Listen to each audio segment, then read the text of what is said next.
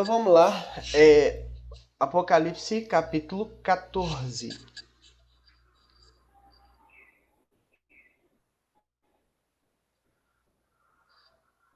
Eu vou ler aqui com vocês.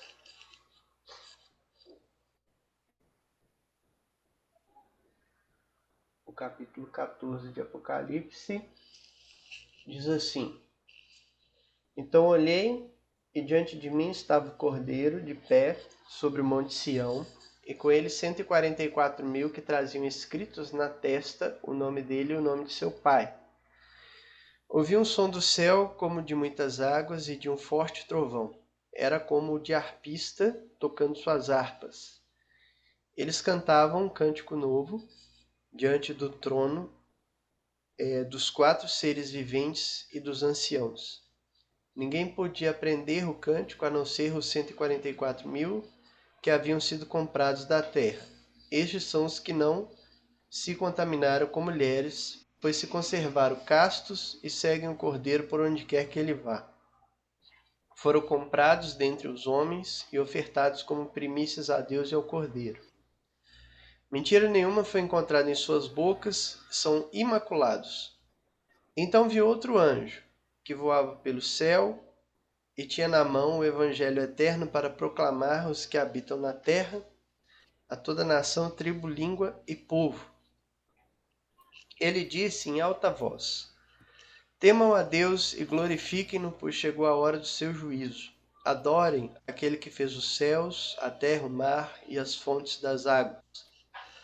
O segundo anjo o seguiu, dizendo: Caiu a grande Babilônia, que fez todas as nações beberem do vinho da fúria de sua prostituição. O terceiro anjo o seguiu, dizendo em alta voz: Se alguém adorar a besta e a sua imagem e receber a sua marca na testa ou na sua mão, também beberá do vinho do furor, de todo o furor de Deus que foi derramado sem mistura no cálice da sua ira. Será ainda atormentado com enxofre ardente na presença dos santos anjos e do Cordeiro. E a fumaça do tormento de tais pessoas sobe para todo sempre, porque todos que adoram a besta e a sua imagem, e para quem recebe a marca de seu nome, não há descanso de dia e noite. Aqui está a perseverança dos santos que obedecem os mandamentos de Deus e permanecem fiéis a Jesus. Então ouvi uma voz do céu dizendo: Escreva, felizes os mortos que morrem no Senhor de agora em diante. Diz o Espírito: Sim, eles descansarão das suas fadigas, pois as suas obras os seguirão. Olhei e diante de mim estava numa nuvem branca e, assentado sobre a nuvem, alguém semelhante a um filho de homem. Ele estava com uma coroa de ouro na cabeça e uma foice afiada na mão. Então saiu do santuário um outro anjo, que bradou em alta voz àquele que estava sentado sobre a nuvem: Tome a sua foice e faça a colheita, pois a safra da terra está madura. Chegou a hora de colhê-la. Assim, aquele que estava sentado sobre a nuvem passou sua foice pela terra e a terra foi ceifada. Outro anjo saiu do santuário do céu, trazendo também uma foice afiada. E ainda outro anjo, que tem autoridade sobre o fogo, saiu do altar e bradou em alta voz àquele que tinha a foice afiada: Tome a sua foice afiada e ajunte os cachos de uva da videira da terra, porque as suas uvas estão maduras.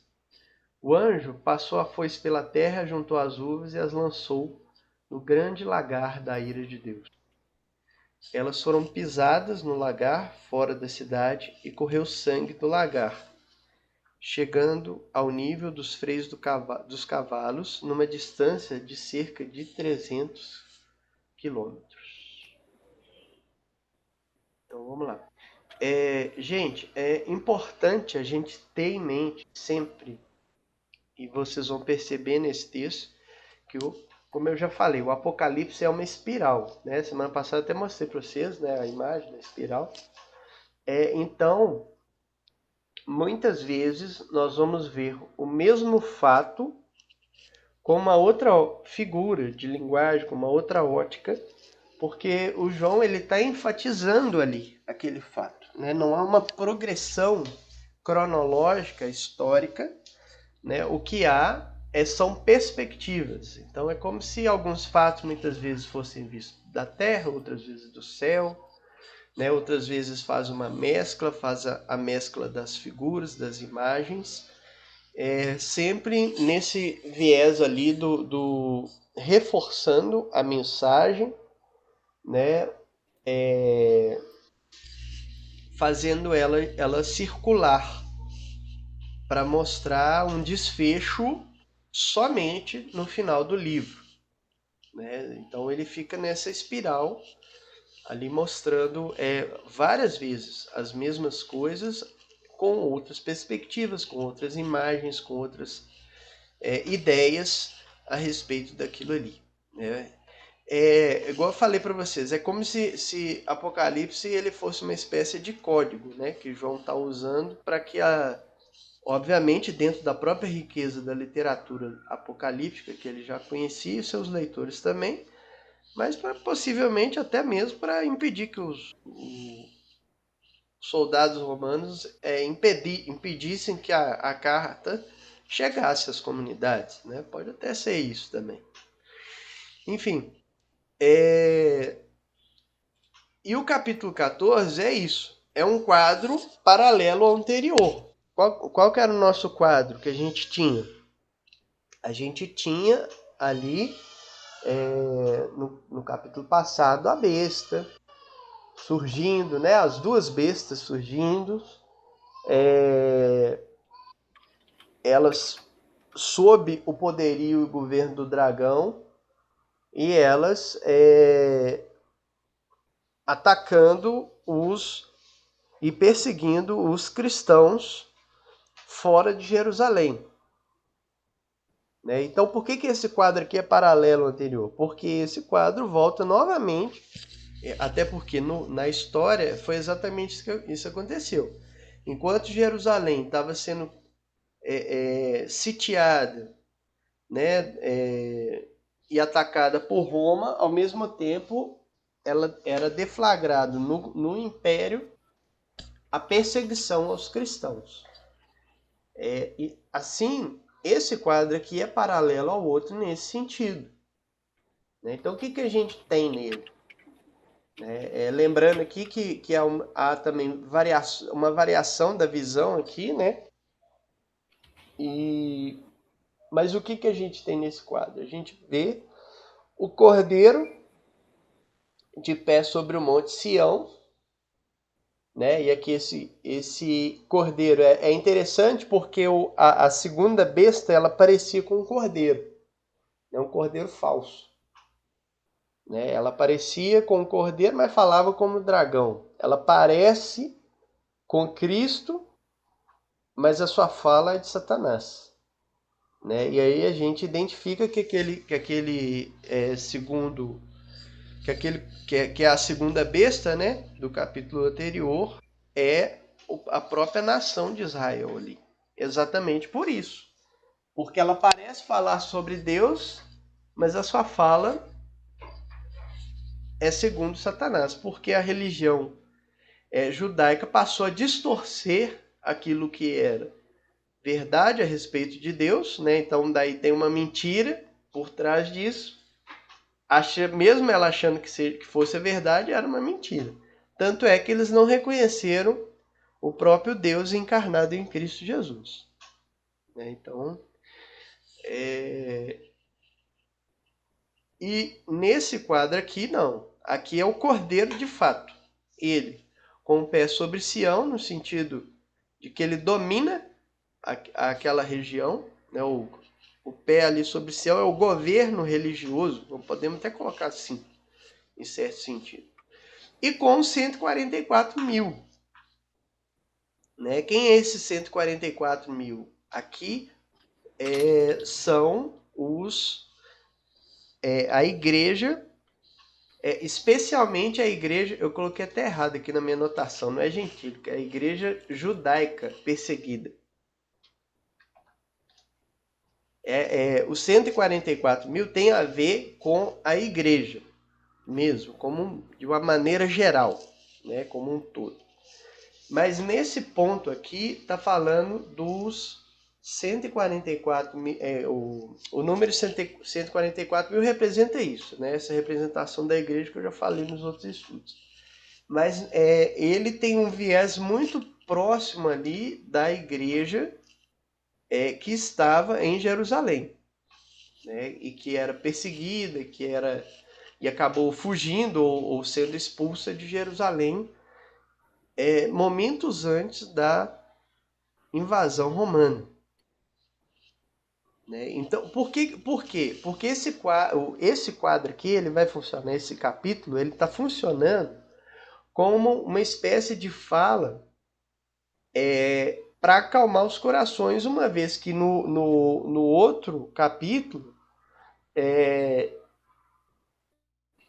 a ansiedade toma conta dos cristãos, uma vez que há um levante contra eles por parte das bestas, né? A primeira besta é o próprio império, né? Que está sob o domínio do próprio Satanás. Então, aqui ele está trazendo uma mensagem de, ó, não, mas não se preocupe, a besta vai levantar, vai perseguir os cristãos e tal, né? Vai perseguir nossos irmãos, mas não se preocupe. Deus continua olhando, dominando e guardando o seu povo. Quer ver? Lembra desse povo aqui, ó, os 144 mil. É como se João estivesse falando dessa forma. Quem eram? É aqueles que estavam em Jerusalém e que tinham sido preservados por Deus na destruição de Jerusalém no ano 70. Né? E aí fala que esses 144 mil tem o nome do Cordeiro, né? E do Pai na testa. Que é essa marca, né? Esse selo de propriedade. Né? E aí o que acontece, gente? Um grande problema de Apocalipse é que se você retira o texto da sua época, se você não leva em consideração o que aconteceu na época que ele foi escrito, ou o que acontecia na época em que ele foi escrito,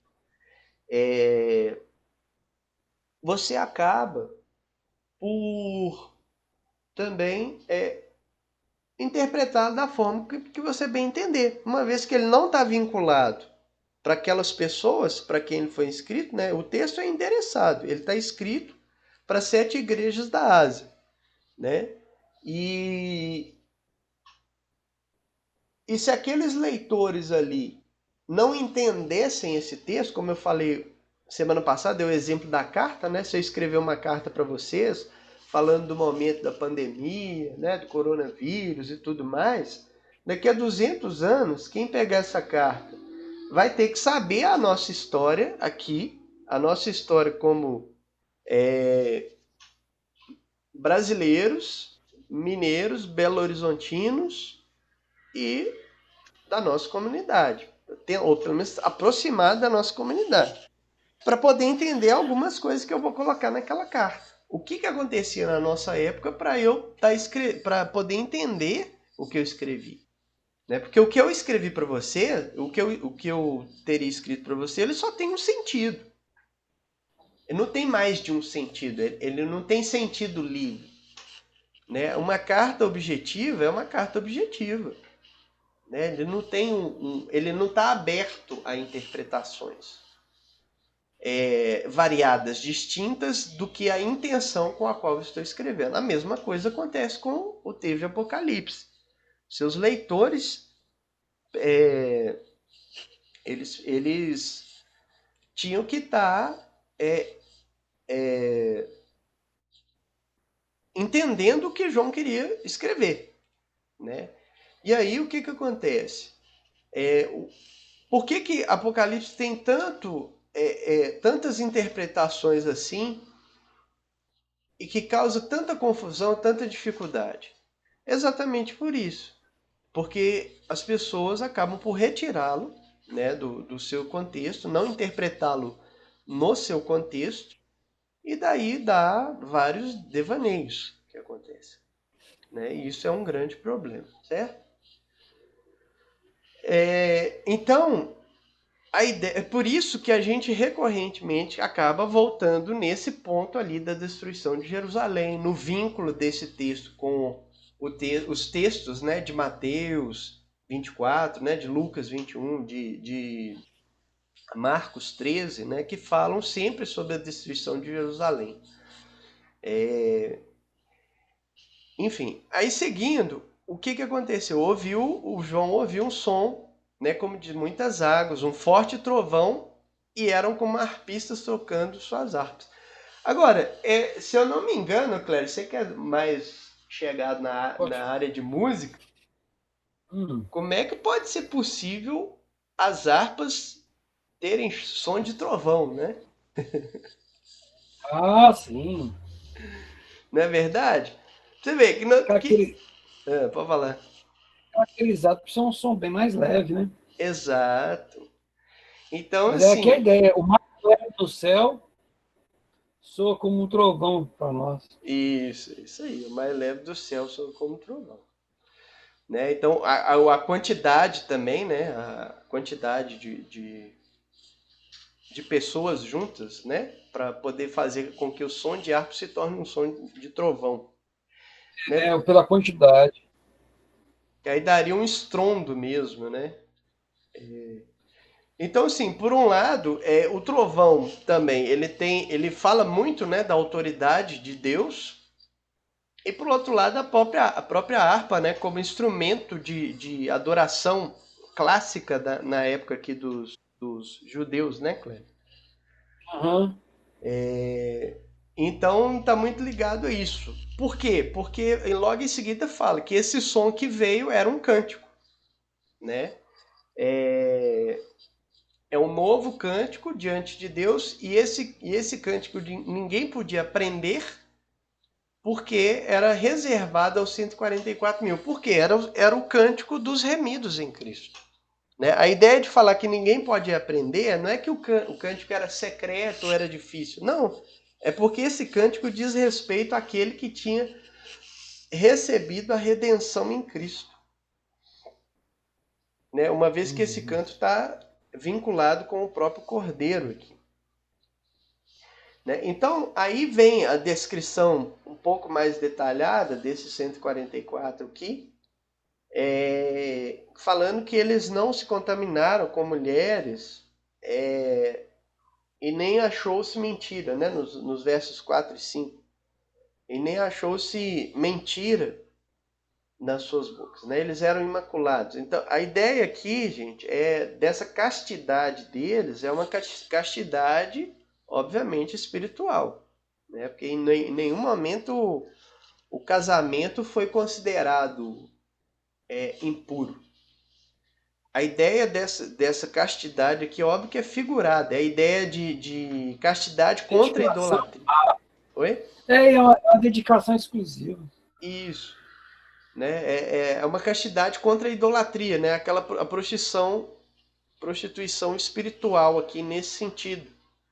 Ô, Bruno, Ah, é, é por esses motivos que a gente fala que a comunidade que está recebendo esse texto, ela tem uma dominância judaica, uhum, porque essa citação da castidade aí é muito comum dentro da orientação rabínica, né? sim. Orientação antiga, né? Quer dizer, as pessoas se purificarem, terem que se afastar de mulheres, né? Uhum, De não se contaminarem.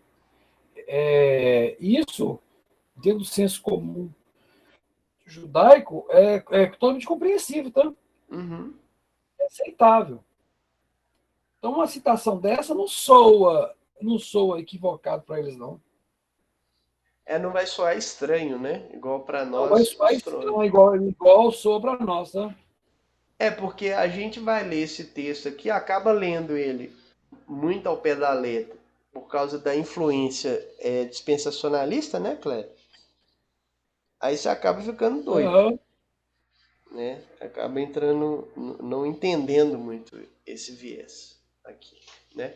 Mas ele está vinculado muito a esse não contaminar, essa separação exclusiva, essa dedicação exclusiva a Deus, muito nesse viés religioso ali da adoração ao imperador, que era praticada, inclusive, pelos judeus.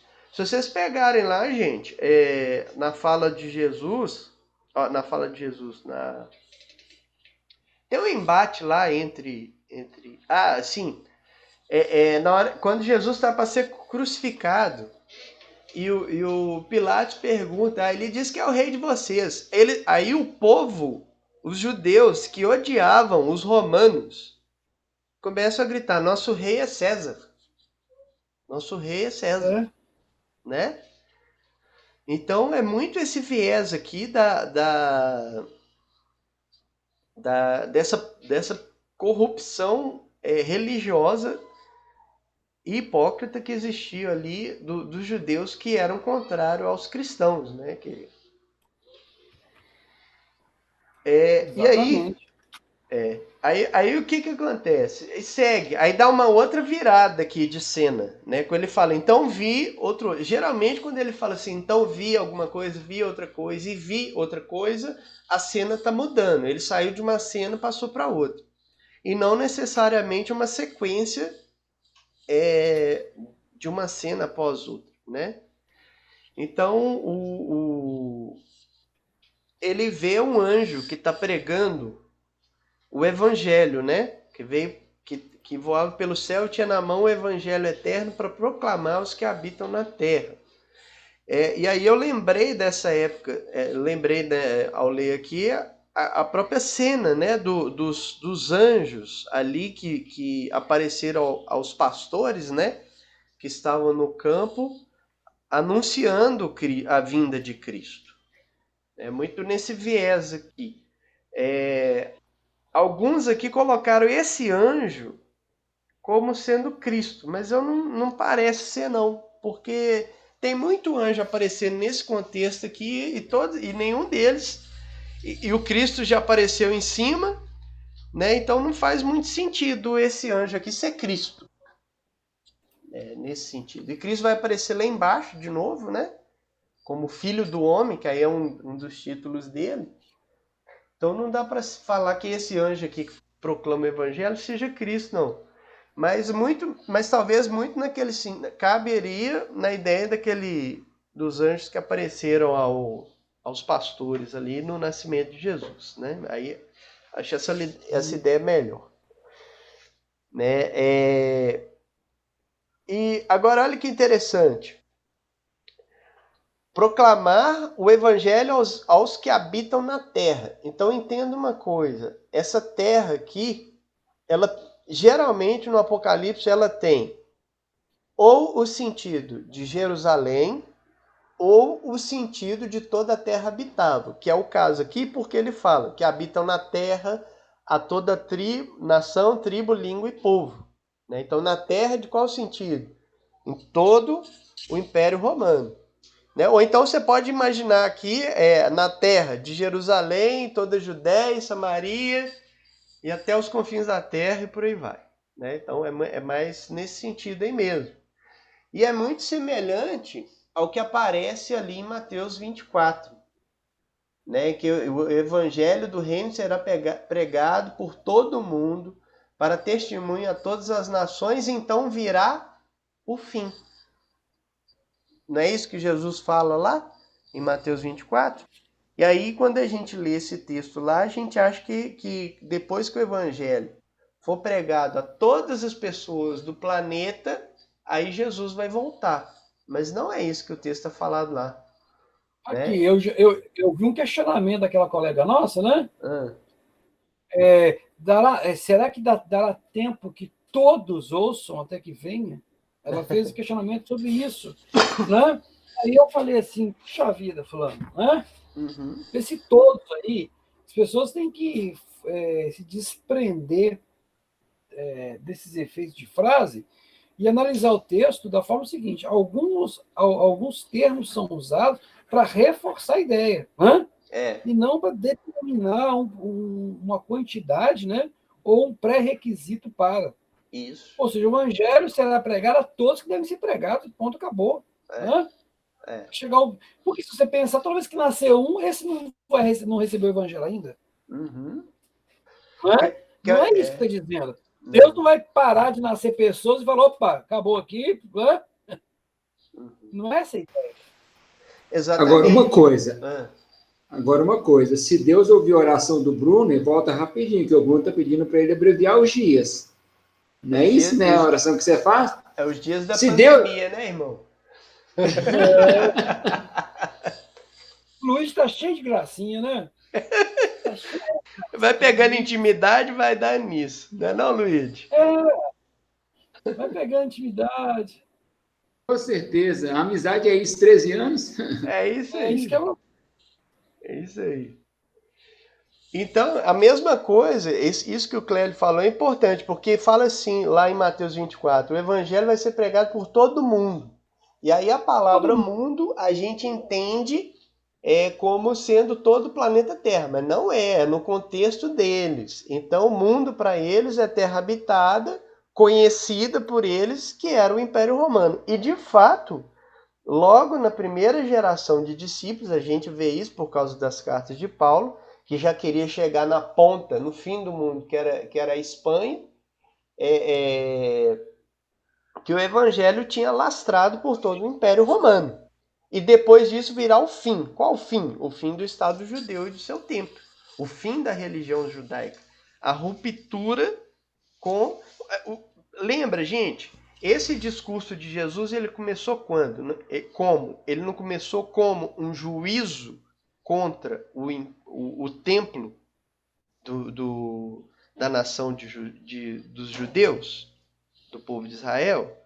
E ele fala sobre isso e os discípulos perguntam, mas fala para nós quando que isso vai acontecer, quando vai vir esses sinais. Aí ele começa a explicar como vai vir esses sinais. Então, quando o evangelho for pregado por todo mundo, ou seja, por todo o Império Romano, vai chegar o fim. Qual o fim? O fim do Estado judeu e do seu templo e da sua religião.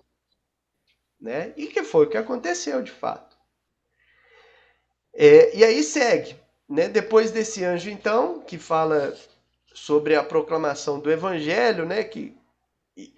Qual é a mensagem do evangelho? Temam a Deus e glorifiquem-no, porque chegou a hora do seu juízo. Adorem aquele que fez os céus, a terra, o mar e as fontes das águas. Então a mensagem que ele carrega é isso, voltem-se para Deus, voltem-se para Deus. Né? João Batista, ele carregava já essa mensagem ali como preparação para a chegada do reino de Deus, e aí alguns fariseus foram lá batizar com ele. João endoidou com eles, falou assim, vocês são muito espertos, né, suas raças de víbora? Quem ensinou vocês a escapar da ira vindoura? Né? É isso, é voltar-se para Deus. Só que aí vem um segundo anjo. Né? Logo em seguida, e aí a ideia aqui é de um dinamismo, né? Disso, do evangelho sendo proclamado, e logo em seguida vem o anúncio da queda. Caiu a grande Babilônia, que fez todas as nações beberem do vinho da fúria de sua prostituição. E aí, Clério, uma curiosidade que eu estava lendo aqui. O povo, mesmo alguns preteristas, né, interpretam a Babilônia, que mais na frente vai voltar nela de novo, né? Que fala da mulher também que monta a besta, que fala da grande cidade que caiu e tal, que é a cidade deitada sobre 7 colinas. E todo mundo interpreta aquilo lá como sendo Roma. Né? Porque Roma era conhecida como a cidade das 7 colinas, não é isso? Exatamente. Mas a escritura que fala da própria Jerusalém. Pois é. Uai, mas e os 7 montes? Como é que a gente fala? E esse é o ponto. Jerusalém está sobre 7 montes. E o interessante é que Roma não está sobre 7 montes. Os 7 montes estão em volta ali de Roma. Mas Jerusalém, ela é construída num aglomerado de montes, de montanhas ali, e o autor, ele que eu tô baseando aqui, ele cita, né, o nome desses montes, mas aí como a gente vai falar sobre isso de novo mais à frente, né, aí eu deixei mais para frente mesmo. Eu li mais como curiosidade, porque aqui ele já foi taxativo, que essa Babilônia aqui é Jerusalém. Isso é um escândalo para as pessoas ouvirem isso, né? Exatamente. E é interessante que Isaías cita, né? Fala também, quando ele profetiza, ele usa uma linguagem muito parecida.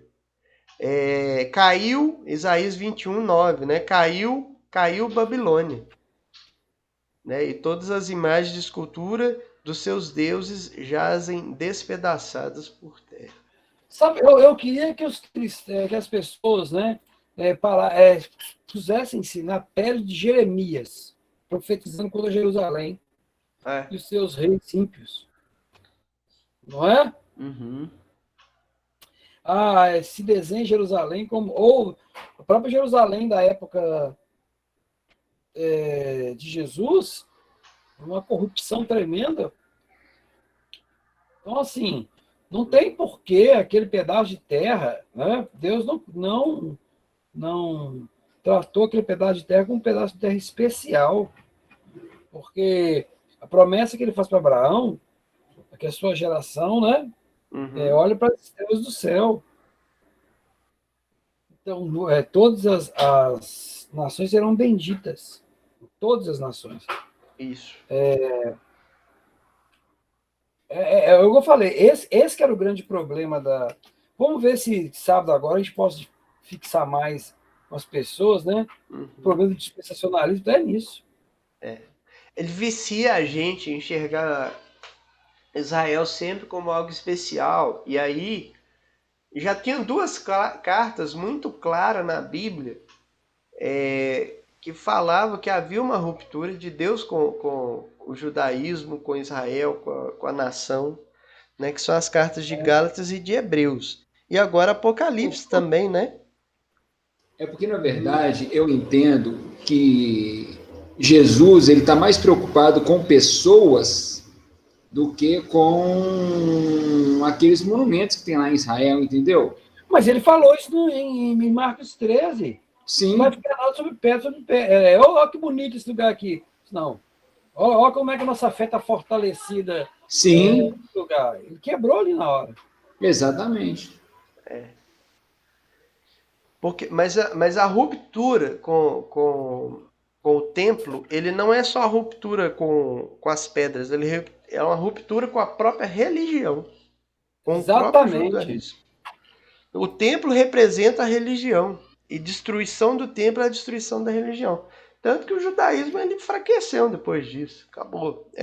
Acabou não, né? Tem aí até hoje, mas não na mesma força. Mas enquanto cultura, né? Enquanto uma cultura, enquanto uma manifestação cultural. Até quem não crê, até os ateus israelenses, né?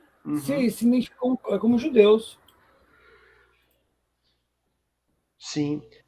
Agora, era assim até o surgimento do dispensacionalismo, né? Depois que surgiu o dispensacionalismo é que voltou essa idolatria com relação a Israel. Sim. Né? Então, aí seguindo o texto, né? Aí vem um terceiro anjo pronunciando o seu juízo aí, né? Se alguém adorar a imagem da besta, receber sua marca na testa ou na mão, vai também beber do vinho e vai ser atormentado. E aí a ideia desse tormento aqui parece que é uma ideia de eternidade mesmo, né? Tá aqui, né, Cléber? A ideia do tormento eterno. O ponto é o seguinte, né, gente? Então, assim, todos que receberam a marca da besta, ou seja, quem adorou o imperador, né, que era necessário para poder entrar no mercado comercial, recebia a marca ali para poder fazer os seus negócios, né? A marca devia ser alguma cinza, alguma coisa assim, ou até mesmo uma moedinha, ou alguma coisa, um selo, né? Que ele carregava dentro do mercado para poder comprar e vender.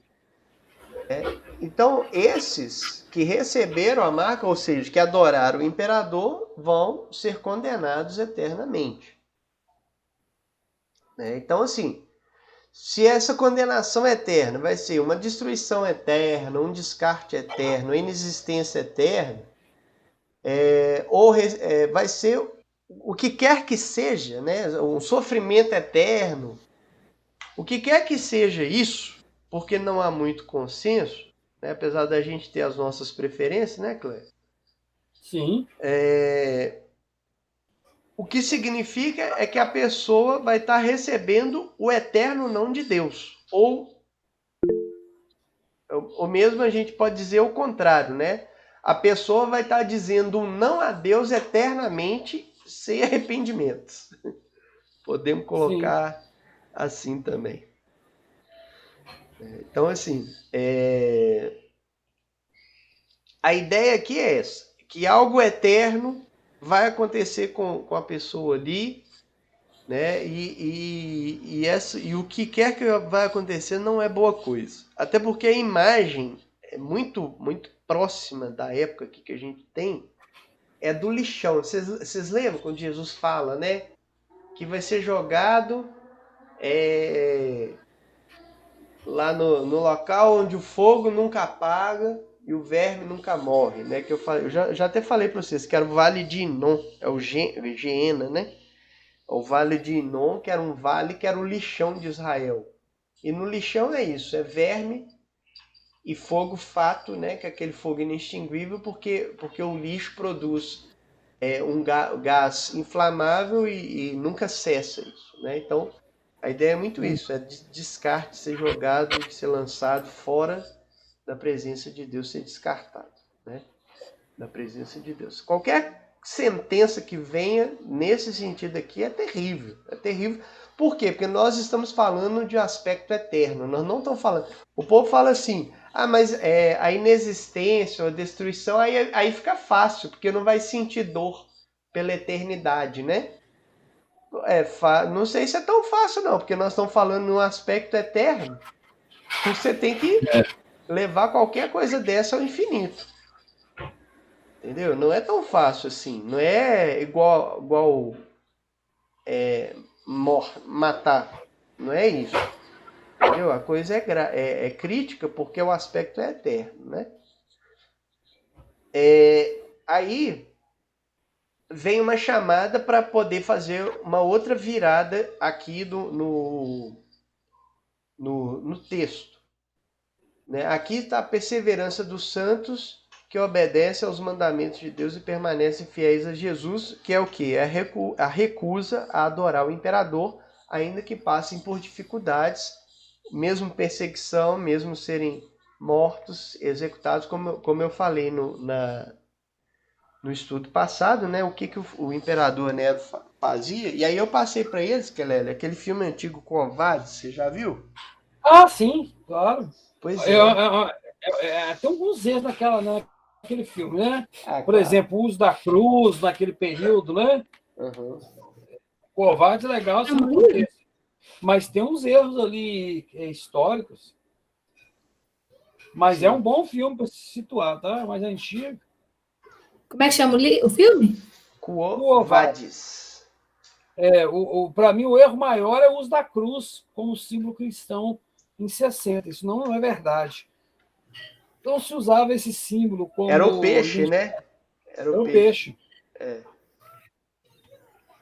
Entendi. Eu achei que você falou da cruz, eu fiquei pensando se tinha a ver com a crucificação de Pedro, mas não. Você está falando do símbolo, né? Realmente, os símbolos que eles usam. Não, eles não usavam, eles usavam o peixe, né? O ictus. O ictus era acróstimo que fala? Né? E esses cristos Theos, Huios, Salvator. Isso. Né? Salvator? Huios, Soter. Salvator é no latim. É latim. Huios, Soter. Jesus, Iesus Christus, Theos, Huios, Soter.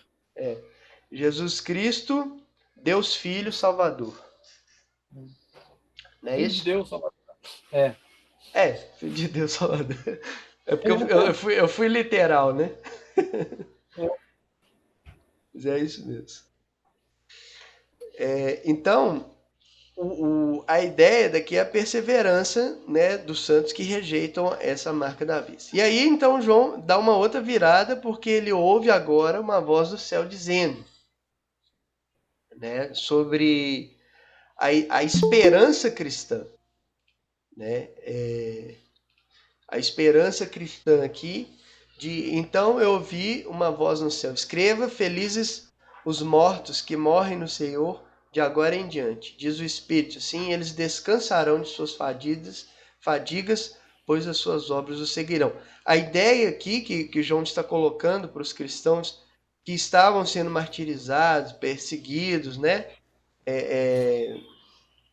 E tudo mais, é que a morte deles é como se fosse um portal, uma ida mais cedo para casa, para descansar, para serem aliviados. E, Cléber, sabe o que é interessante? Que o Agostinho ele fala isso mais à frente, né? No seu livro de Confissões, quando ele fala assim, que a minha alma só encontra descanso em ti. E aí, quando a gente lê, na nossa linguagem hoje, moderna, o descanso em ti é muito aquela coisa subjetiva, muito na mística. Não, eu aceitei Jesus, agora eu tenho paz, muito nesse sentido. Mas Agostinho não estava dizendo isso. Ele estava falando que eu só encontro descanso quando eu morro. Entendeu? O descansar em Deus é morrer para estar com Deus. Aí que vai ser o verdadeiro descanso. Essa é a ideia, né? Que Agostinho traz aqui, que é a mesma ideia aqui, em que os mártires, né? Porque ele está falando os mortos que morrem no Senhor descansarão. Descansarão. Né? Porque essa é a esperança Bruno, cristã. Fala. Então, na verdade, o que você está dizendo aí é que esse descanso é descanso quando a gente chegar lá em cima. Até Isso. então, aqui, a gente vai ter momentos onde a gente vai estar um pouco mais aliviados, mas as lutas... Exatamente. Porque o que a gente tem hoje em músicas cristãs, que eu descanso em ti, embora sem saber, e tudo, e vai por aí, né? Tem aquela música... Eu acho ela...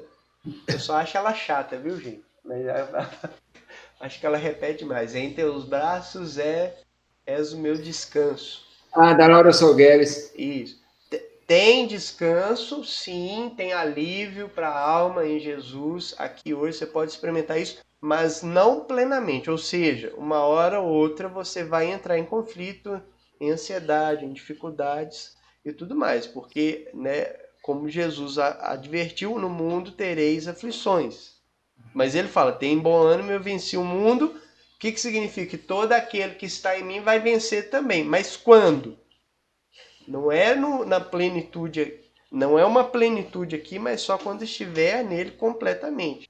Ou seja... Agora, interessante, Bruno, você está falando isso. Interessante você estar falando isso, porque eu era uma pessoa totalmente contrária na consolidação. Quando eu consolidava, eu já falava para a pessoa que queria passar por luta. Ela chegava, sentava ali na minha e falava assim, já vai passar por luta. Bem-vindo ao sofrimento. Eu já falava de cara para ela, porque o que oferece é que suas lutas acabaram, você não vai ter mais nada. É um evangelho tabajara.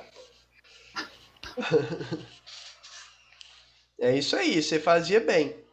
Fazia certo. Né? E aí, então, João olha e aí vê nessa cena quem? Um homem semelhante ao Filho do Homem. Né? Alguém semelhante ao Filho do Homem, que é a imagem que ele tira lá de Daniel, né? Ele já falou isso. Você observou que o mesmo João que viu Jesus, que viu... Ele fica mudando de visão toda hora? Sim, mas ele é o Cordeiro, né? O Filho do Homem. o Jesus glorioso no início, né, do livro. Sim. É porque é o seguinte, ele parece que ele descreve Jesus de uma maneira tão esplendorosa no início que ele quer confirmar que o Cristo que ele viu no início é o mesmo. É o mesmo que estava com eles, é o mesmo que encarnou e tudo mais, né, Cleber? Ele quer reforçar essa ideia o tempo todo. E essa expressão filho do homem que aparece aqui é aquela de Daniel, que nós já lemos algumas vezes, né? Daniel 7. E a que Jesus usa também, tá? Isso, Né? que Jesus usa o tempo todo, né? Eu estava Ele vai usar olhando. principalmente no Marcos 13, até porque eu falei, o filho do homem ali é um uso apocalíptico, que estão Isso. acostumados, eles esperavam pelo filho do homem. Isso. Ele usa no Marcos 13, mas ele usa também acho que ao longo do Evangelho de Lucas inteiro, né? Sim, sim. Então eu estava olhando, o Daniel falando, né? Eu estava olhando as minhas visões de noite, eis que vinha com as nuvens no céu, olha lá, nas nuvens, né? Tem sempre o filho do homem, tem sempre uma nuvem, né? Uhum. Como o filho do homem, e dirigiu-se ao ancião de dias e o fizeram chegar até ele. Foi-lhe dado domínio para quem? Para o filho do homem. E glória o reino para que todos os povos, nações, homens de todas as línguas o servissem. Seu domínio é domínio eterno, não passará, o seu reino jamais será destruído. Né? Só que esse filho do homem, aqui, ele estava com a coroa na cabeça, ele estava com uma foice também. Uhum. Que aí a imagem que fica estranha para nós. Jesus com a foice. Por quê? Porque para nós aqui hoje é que a foice significa morte, né? Para eles, na época, a morte era o espeto, né? É a cega, né? Aquela instrumento de cegar. Mas a morte, na antiguidade, era um espeto, né, Cléber? Que chama de aguilhão. Aguilhão, Tipo aguilhão de boi, né? Que Ou você a vai... morte, ou a morte, onde está o seu aguilhão, né? Onde está o seu... Porque a morte era condutora, né? É como fosse a condutora para o sofrimento final, né? Uhum. Situação de... a derrocada final, né? E o aguilhão era tipo aquele instrumento que seguia o boi, né? Que você vai espetando o boi assim pra ele andar, né? Mais rápido. Então era como se fosse um gado, né? Sendo conduzido. Agora a foice era a cega, era a colheita, né? Ela tem um sentido de juízo, mas nesse sentido de colheita dos resultados, né? Vamos colher os resultados agora que foram plantados. Né? Então, aqueles que são colhidos, eles vão ser julgados tanto para condenação quanto para redenção. Então, é igual a gente. Nós vamos ser julgados. Né? E isso aí está muito claro, é muito claro no texto de Apocalipse, inclusive. Nós vamos ser julgados.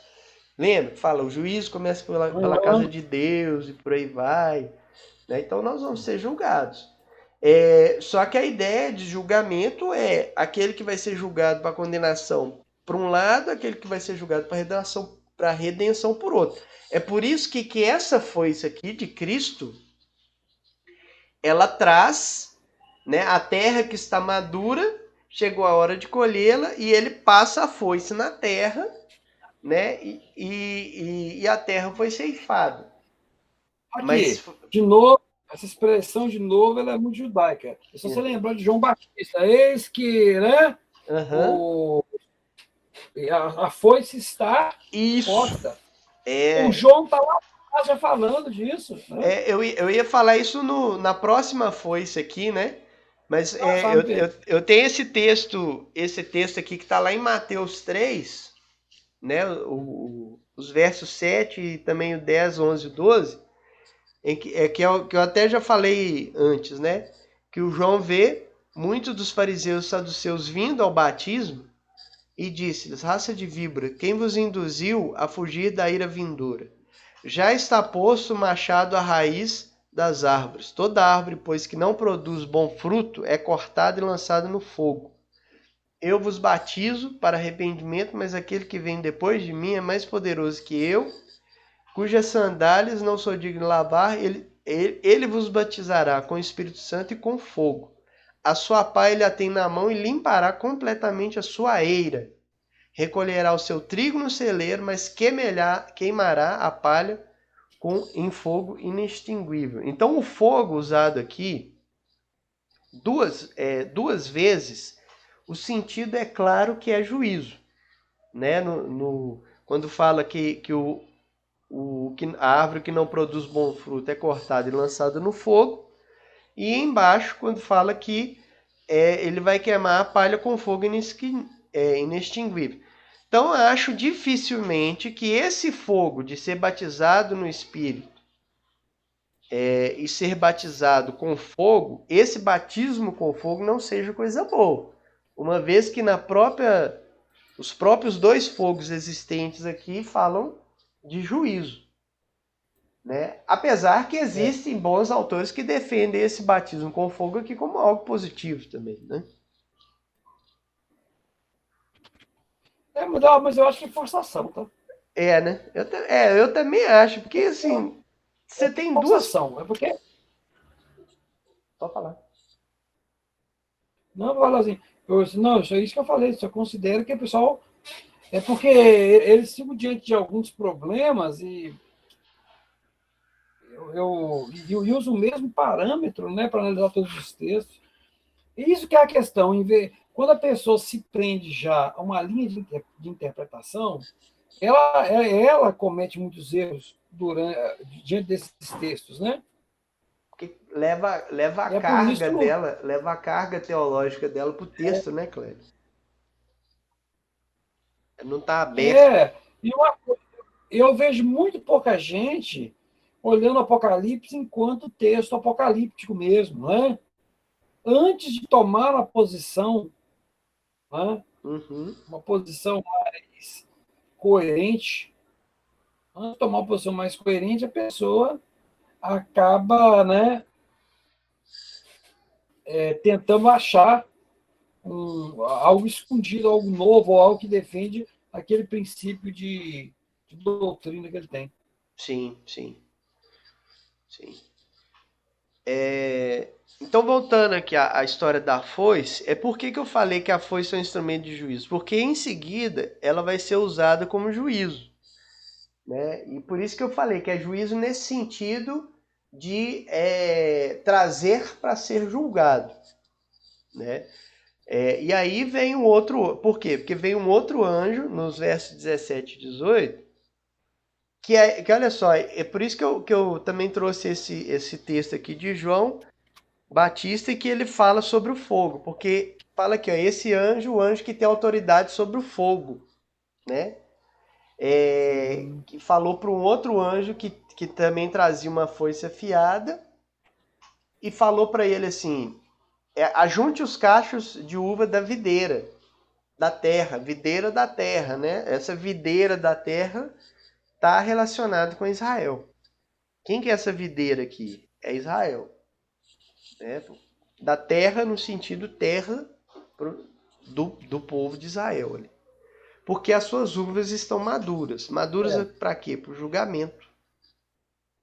Né? E aí, o que aconteceu? O anjo foi lá e passou a foice. Né?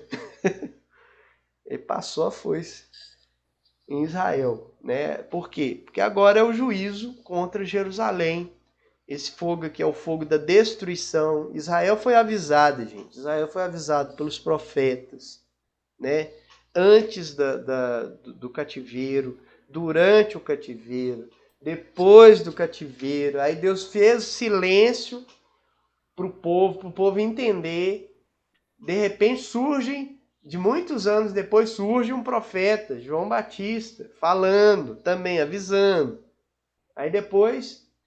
Jesus, o próprio Jesus vem, né? Avisando, e nada do povo arrepender e voltar, né? Jesus avisou, foi crucificado, agora não tem mais volta. A ruptura está declarada, inclusive tem uma parábola de Jesus falando sobre isso, né? É bem próxima, inclusive, desse contexto do discurso ali de Mateus 24.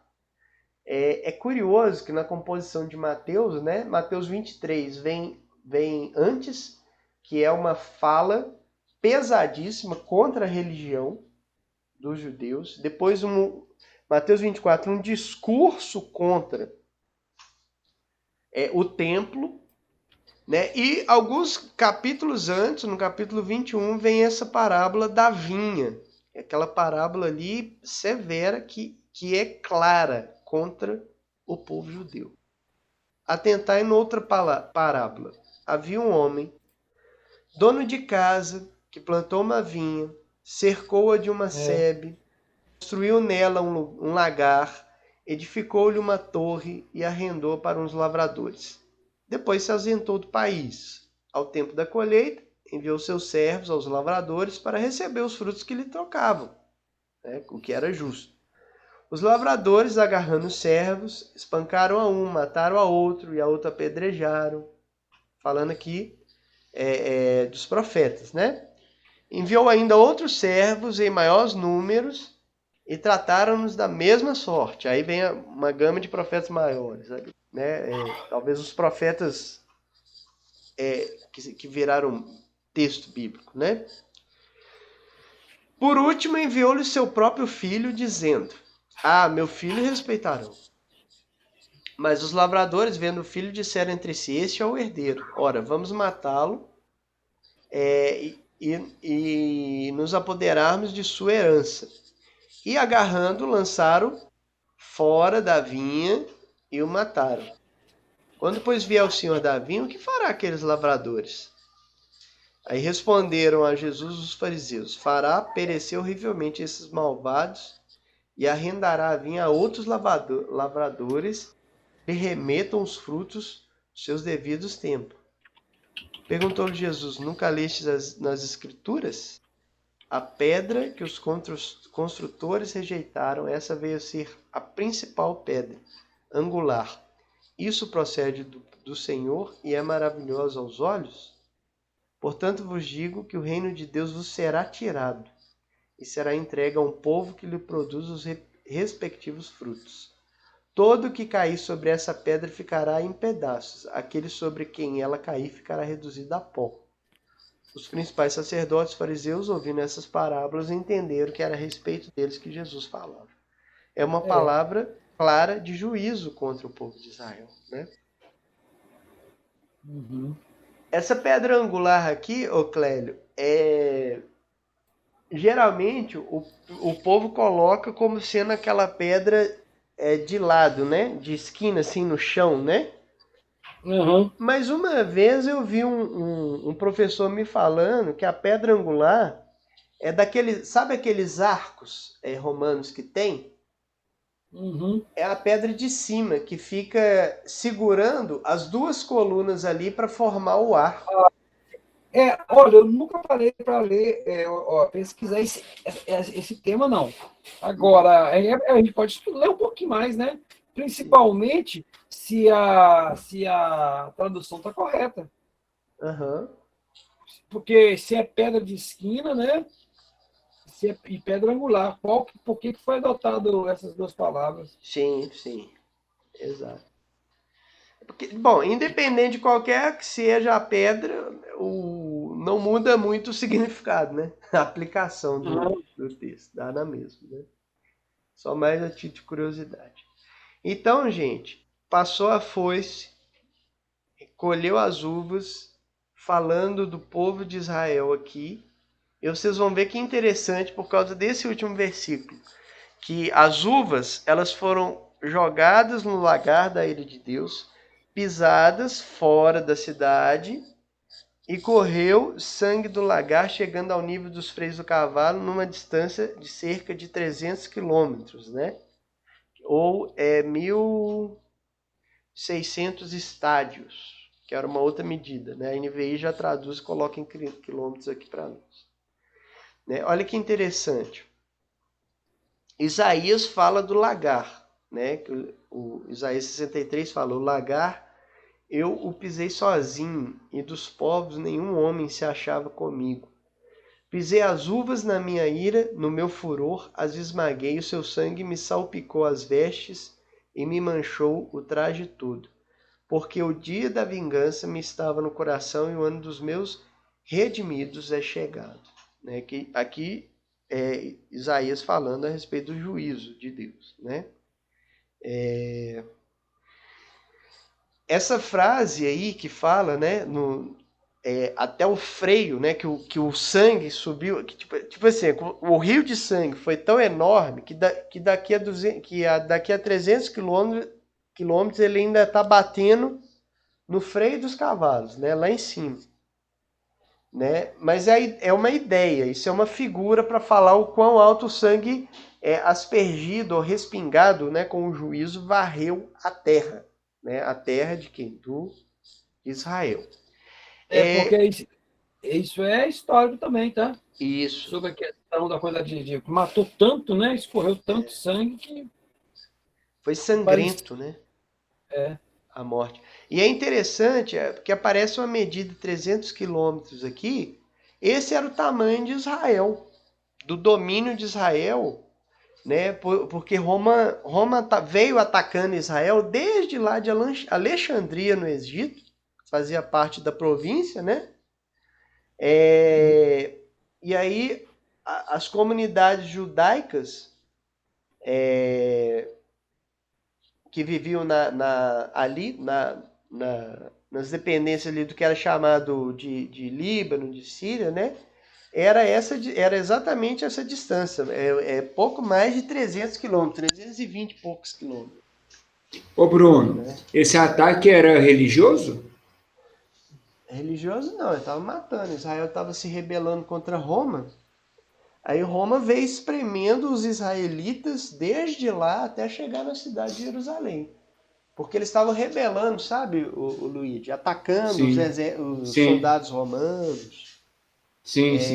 Querendo se rebelar mesmo contra o Império. Aí, como diz, né, uma paráfrase de Star Wars, quando você ataca, o Império contra-ataca. Né? Então, assim, o Joséfo, ele descreve essa devastação sangrenta que Roma fez contra Jerusalém, ou contra Israel. De modo que o mar, né, o Joséfo citando, de modo que o mar estava sangrento por um longo caminho, e as partes marítimas estavam cheias de cadáveres, e os romanos vieram sobre aqueles que foram transportados para a costa, e os destruiu. Pode-se ver então um lago todo ensanguentado e cheio de cadáveres. Nenhum deles escapou. Todo o país através do qual eles haviam fugido estava cheio de abates. Para Jordânia não se podia passar em razão dos corpos dos mortos que estavam nela. Mas porque o lago Asfaltites também estava cheio de cadáveres, que foram levados para dentro dele junto ao rio. E o sangue escorria sobre todas as partes mais baixas da cidade, a partir da parte superior, e agora o templo externo transbordou com sangue. Ele descrevendo a sangueira, né, que aconteceu ali. José, lá? É o José. No massacre que Roma infligiu à nação de Israel. Né? E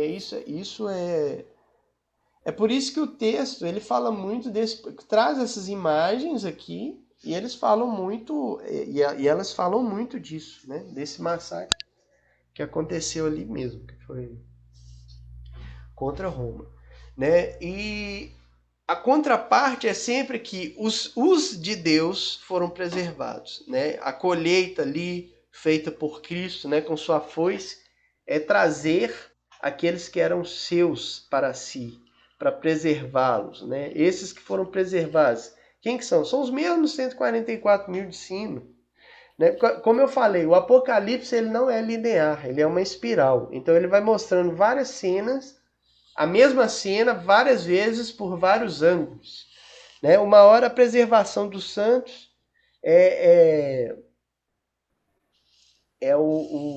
os selos. Outra hora a preservação dos santos é o povo de Deus junto com Deus. Outra hora a preservação dos santos é o cordeiro ceifando o seu seu povo para si, para protegê-lo. Quando eu falo ceifando para si, tem alguns que acreditam que era o próprio martírio, né, do povo, mas tem outros que acreditam também que é a própria fuga, né, dos cristãos em Jerusalém, como eu já falei em outras ocasiões aqui, em que eles foram para uma cidade, né, a cidade de Pela, esconderem lá e escaparam do exército romano. Né? Deus preserva o seu povo. O seu povo vai ser preservado por Deus até o fim. Essa é a mensagem o tempo todo de Apocalipse. Qualquer situação contrária ao povo de Deus, Deus preserva o seu povo. E a preservação de Deus se o seu povo morrer, estará mais cedo com ele em casa. Como eu falei aqui antes, né, no trecho aqui eu falo sobre a morte, né? Que a morte é um portal, né? Um portal para chegar mais cedo em casa, no verso 13, né?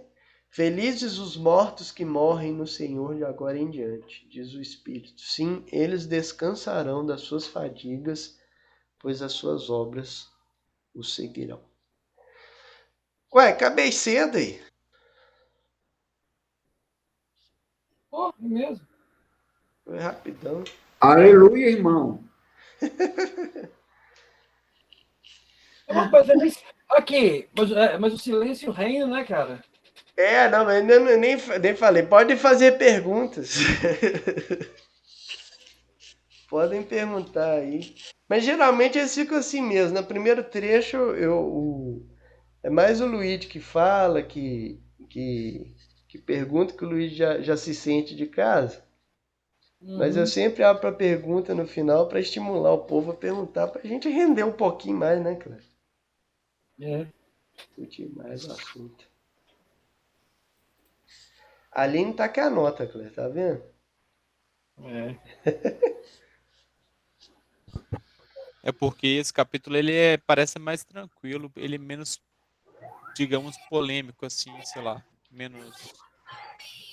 Mais direto, né? Então o Apocalipse inteiro, se bobear, é tranquilo, porque as perguntas são poucas. Olha o outro cutucando. O outro cutucando. Ai, gente, isso é uma peça rara. Não, de fato, quando a gente lê o texto mais no contexto ali da época, a gente percebe os quadros um pouco mais claros, né? Do que se a gente começar a entrar aqui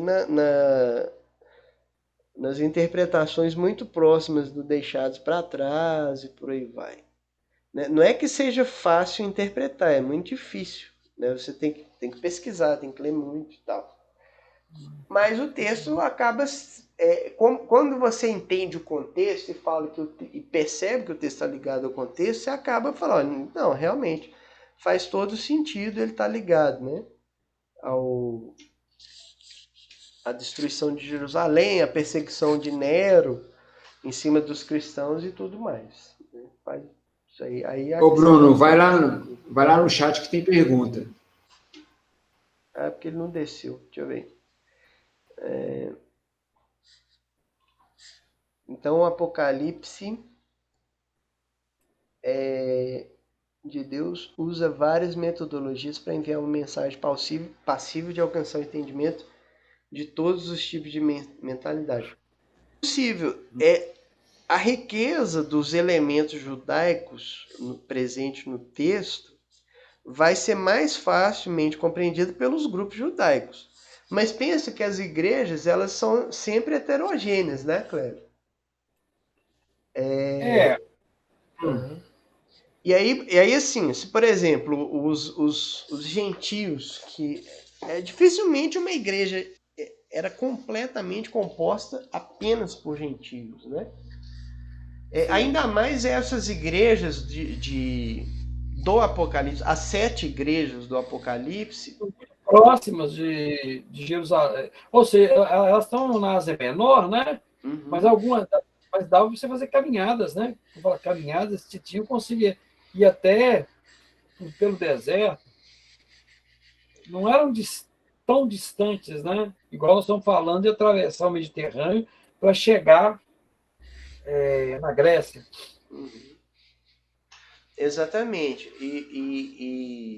Então era próxima de Jerusalém e nas próprias cidades, todas elas, se você pegar nas cartas de Paulo, ó, no livro de Atos, a maioria daquelas cidades aparecem lá e todas elas tinham a sua sinagoga. E geralmente tinha judeus convertidos nessas cidades os quais fundavam a igreja na cidade, né, de Éfeso e outras e as outras. E essas comunidades judaicas com certeza conseguiriam compreender os escritos de João e até mesmo traduzir para os demais membros da comunidade ali. Claro. Né? Mostrando essa mensagem, que essa mensagem ali era para todos eles, para manterem firme em Cristo, que Deus ia preservar o seu povo e aqueles que morressem em Deus estariam mais cedo com ele. A ideia é muito essa, é para alcançar, né, as pessoas ali. A Aline perguntou que o texto que eu li foi de José, eu falei, né, falei que foi. Beleza? Vocês não perguntam mais não? É só isso?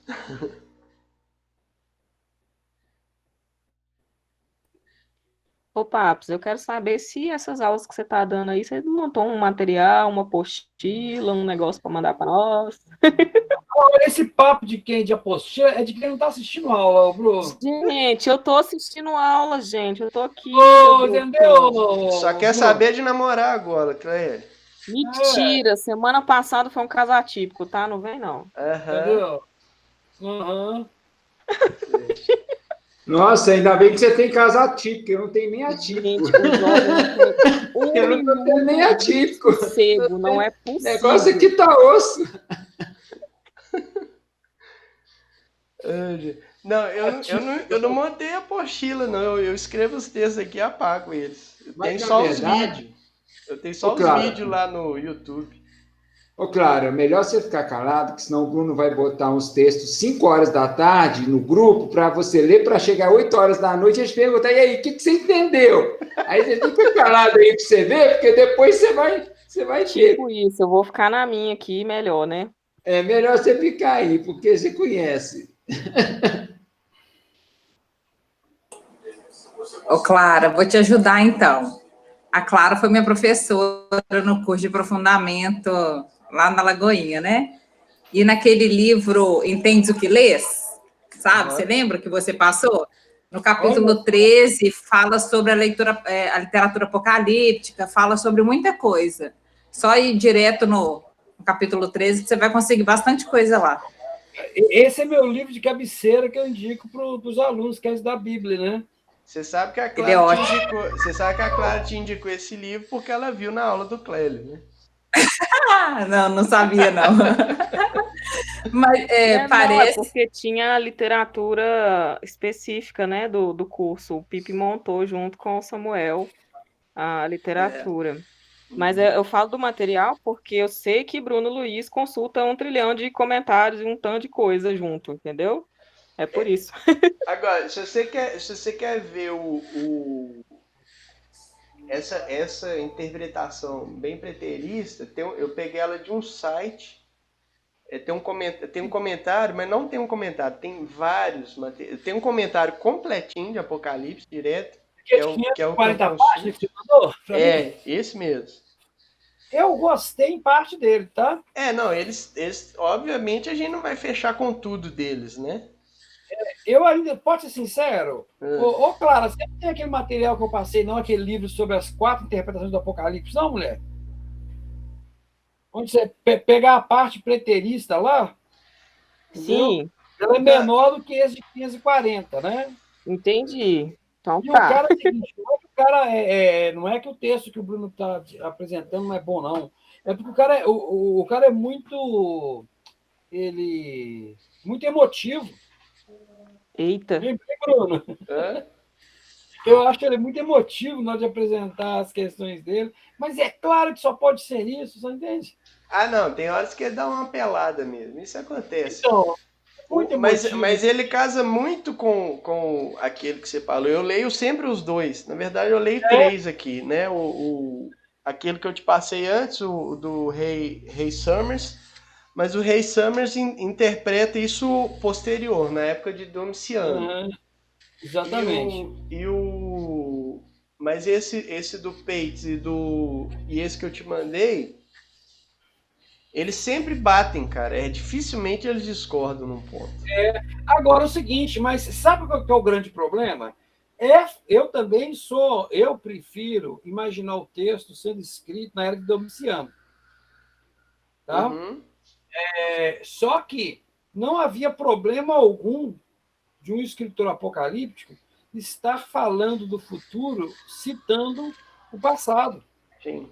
Falando no futuro, Falando no futuro, mas citando querendo dizer o passado, mas apontando para esperança, você entende? Uhum. Porque era quase que um testemunho de que aconteceu, vocês sabem o que aconteceu, né? Então o restante que vai acontecer também. Sim. É nesse sentido. Uhum. A Vera está perguntando se tem um livro que seja apocalíptico para o nosso tempo, ou seja, se tem algum fato na Bíblia que remete a alguma coisa do futuro ou do nosso tempo hoje. Não é possível afirmar isso, não. O grande fato que a gente que nos mantém unidos é a espera, é a volta. Sim. Esse é o grande fato, né, que está no Apocalipse e nos outros livros. Agora, é claro que existem algumas citações no Apocalipse que não se cumpriram na sua totalidade. Uhum. Em uma das cenas se cumpriu na totalidade lá no Destruição de Jerusalém. Sim. E que nós acreditamos que é uma possibilidade, mas identificar com clareza, né, é um pouco mais difícil. O grande fato que a gente precisa entender é que Jesus vai voltar. E isso aí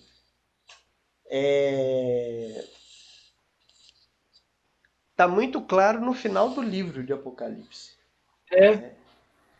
Quando a gente chegar lá no livro de Apocalipse, aí vai estar falando da grande esperança cristã, a grande esperança escatológica, que é a volta de Jesus.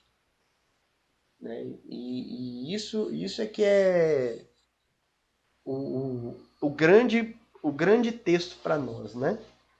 Existe uma corrente mas ela também tem grandes problemas, que ela fala que o Apocalipse inteiro já cumpriu. Isso aí não. Eu também tenho minhas dificuldades de aceitar a totalidade do cumprimento. Mas que grande parte aconteceu, eu acredito que aconteceu. Sim. Mas todo o texto apocalíptico sempre apontava para algo que já tinha acontecido e algo que iria acontecer. Uhum. Usando o passado para garantir o futuro, né? E isso é que é importante no texto, sabe, gente? A gente entender essa mensagem.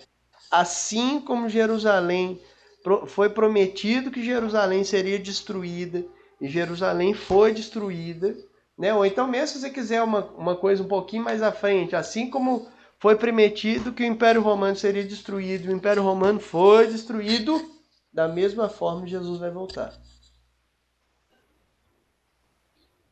Exato. Esse é o ponto principal da crença, porque é nisso que está sustentado a ideia, né? Uhum. A validade do Apocalipse está no testemunho. Sim. Está no testemunho. É isso que é importante. E ele é promessa nesse sentido, né, Clélia? É a mesma coisa, é a mesma forma, é a mesma coisa como a gente fala numa linguagem mais simples, tão certo como o sol nasce todo dia, tal coisa Exatamente. vai acontecer. Tão certo, exatamente. Tão certo quanto, né? Né? Então, a certeza que você pode ter, mais que provada, é que Jesus vai voltar. Ele vai voltar e vai voltar para nos buscar. Vai ser igual deixados para trás? Dificilmente. Provavelmente não. Mas se for também, não tem problema não. A gente sobe junto. Não, o problema é esse. O problema não é o como, não. Né? O como não. O como não é o problema. A questão é o fato. Vai acontecer? Vai. Como for, não importa. Não é isso que nos entristece, né? Não. Como for, não tem problema. Porque o grande ponto nosso é a gente ser parecido com ele nessa terra. Porque o livro conclama isso, né? Sermos como ele. Exatamente. Hoje nós vimos lá dos homens que não se contaminaram, né, com a idolatria.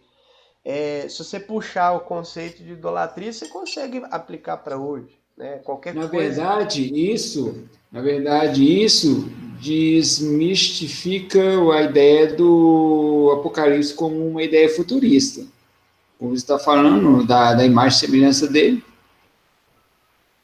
Isso, exatamente. Desmistifica aquela ideia de futurista que acaba Pleno. sendo... Futurista pleno, totalmente futurista a partir do capítulo 4, né? Sequencial, linear. Isso aí realmente desconstrói.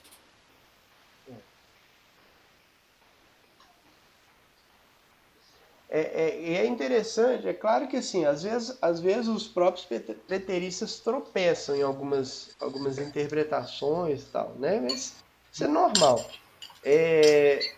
Mas os outros parece que tropeçam mais em algumas coisas. Algumas coisas ficam muito forçadas, muito complexas. Você tem que fazer uma mágica muito grande, ou um esforço muito grande para você entender uma coisa que às vezes não parece ser óbvia, sabe? E aí dá um problema. Outro dia mesmo, a irmã me passou um vídeo